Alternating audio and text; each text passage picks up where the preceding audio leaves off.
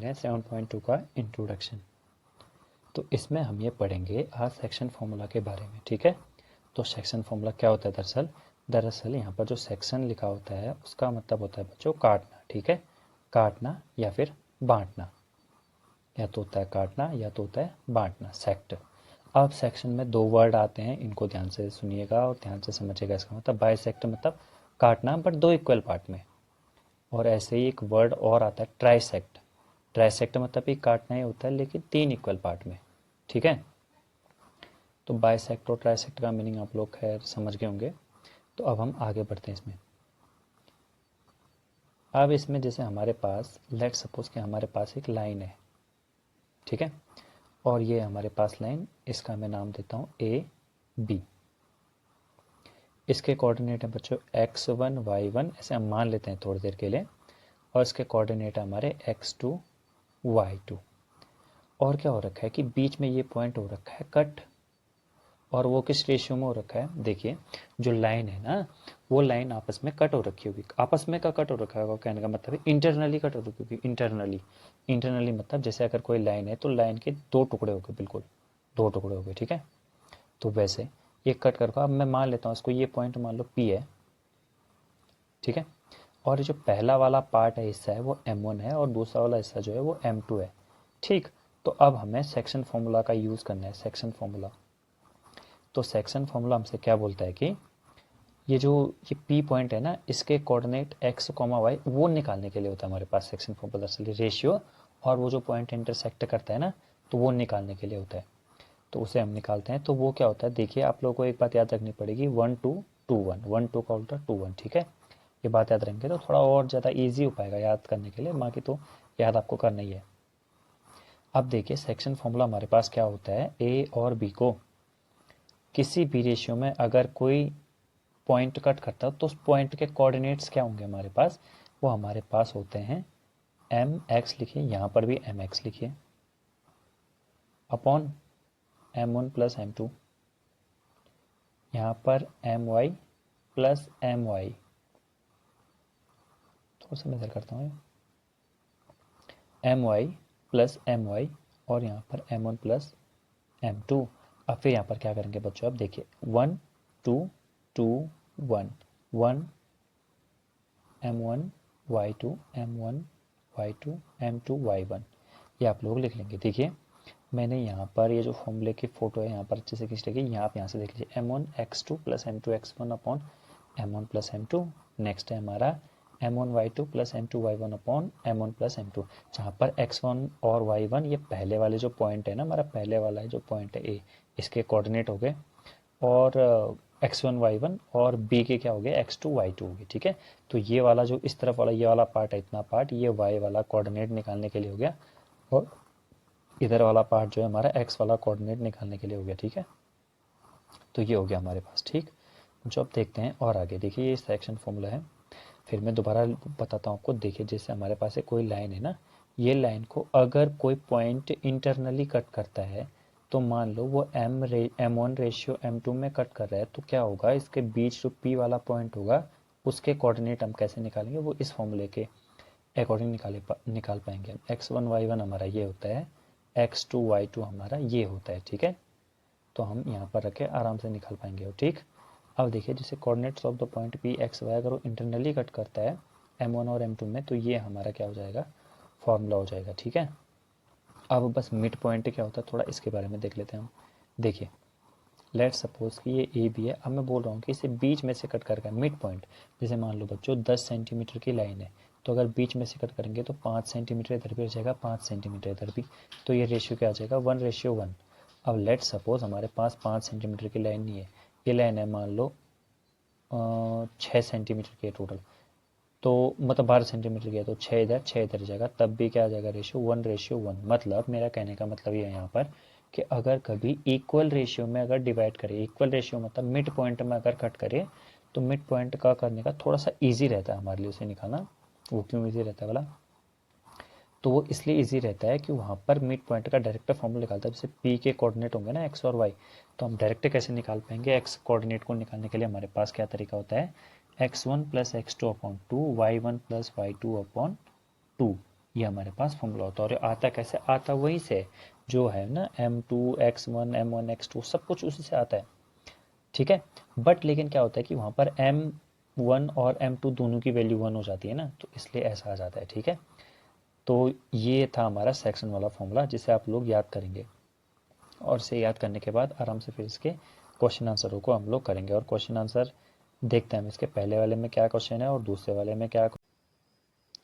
So my dear student, इसमें एक topic था, वो था जैसे अगर हमारे पास कोई लाइन है, लेट सपोज हमारे पास ये लाइन है ए बी लाइन जो है इस पॉइंट पर मानो कट रही है, ठीक है। लेकिन अब इस पॉइंट के कोऑर्डिनेट चलो हमें पता चल गया एक्स वाई हैं, इसके x2 y2 हैं,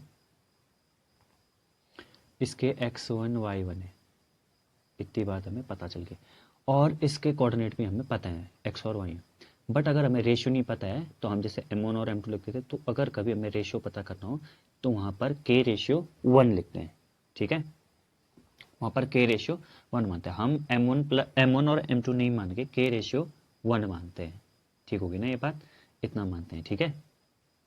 अब देखिए कैसे होता है ये, जैसे मतलब हमारे पास क्या है, जैसे हमारे पास कोई लाइन है और वो लाइन है ए पी, इसको वजह से कट कर दिया है पी ने, तो हमने माना है ए पी और बी पी, ए पी और बी पी का रेशियो क्या आता है, के रेशियो 1 आता है, ठीक है। आप इस पे डिपेंड एक क्वेश्चन भी हम लोग करेंगे, वो देखते हैं हम अगले वाले पेज पे करेंगे। देखिए, find the ratio in which the line segment joining the points -3, 10, 6, -8 is divided by -1, 6। अब हम यहाँ पर क्या करेंगे, एक लाइन ऐसे डाल लेंगे समझने के लिए।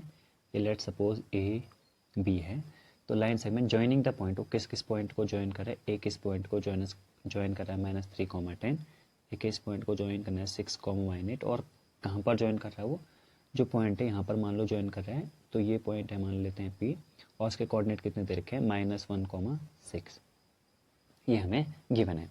तो अब इसके बाद हम क्या करेंगे, तो इसके बाद अब हम फॉर्मूला लगाएंगे।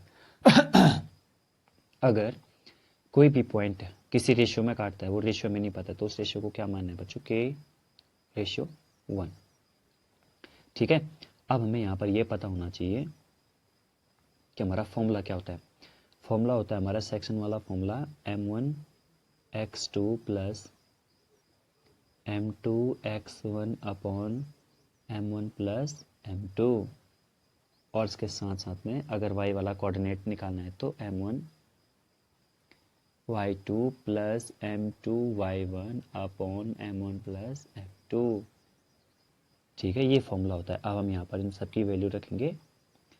देखिए, बाद में आपके जितने भी डाउट्स आएंगे, जितने भी मतलब अगर कोई आपको प्रॉब्लम आएगी इस तरह के क्वेश्चंस को करने में, तो एक्सरसाइज के जितने भी क्वेश्चन है मैं उसमें फटाफट आपको बताते चलूँगा एक तरह से, ठीक है। हर एक का लॉजिक मैं आपको क्लियर करते हुए चलूँगा, जिससे कि आपको आगे कोई भी प्रॉब्लम ना आए। अब यहाँ पर हम रखते हैं वैल्यूज़ रखते हैं, ठीक है। तो यहाँ पर रहेंगे m1 की वैल्यू तो k है, k इंटू एक्स टू, अब x2 y2 ये हुए, x1 y1 ये हुए, और x और y ये हुए हमारे, x1 y1 x2 y2, ये सब चीज़ें, ठीक है। अब रखते हैं, यहीं पर रखते हैं।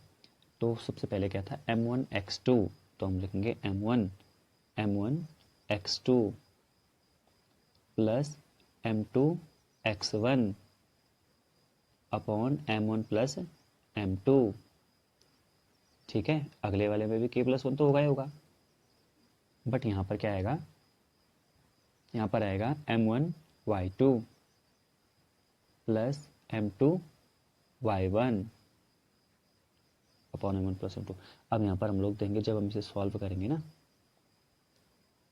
तो सॉल्व करने के बाद क्या आ जाएगा, रेजिस्टेंस ये आ जाएगा 6k -3 upon k+1 equals to x, जो कोऑर्डिनेट है ना हमारा यहाँ पर जो दिया है कि ये किस पॉइंट में डिवाइड कर रहा है -1, 6, तो वही यहाँ पर आ जाएगा, ठीक है। ये आ जाएगा -1, और अगर हम इसे सॉल्व करेंगे तो -8k + 10 upon k+1 equals to आ जाएगा 6, जो कि हमें यहाँ पर दिया हुआ था। ये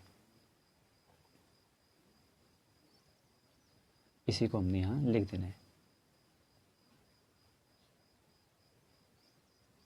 अब बस क्या करना, आप क्रॉस मल्टीप्लाई करके सॉल्व करना है। देखिए, यहाँ से कितना आ जाएगा my dear student 6k minus 3, जब k प्लस 1 के साथ माइनस 1 का मल्टीप्लाई होगा ना तो यह माइनस का k और माइनस का 1 हो जाएगा। फिर k इस तरफ जाएगा तो 6k प्लस k यानी कि ये हो जाएगा 7k, डायरेक्ट में 7k लिख रहा हूँ। माइनस 3 अगर उधर जाएगा तो प्लस का 3 हो जाएगा और 3 माइनस 1 ये हो जाएगा 2। यहाँ से k की वैल्यू कितनी आ जाएगी मेरे पास, यहाँ से k की वैल्यू आ जाएगी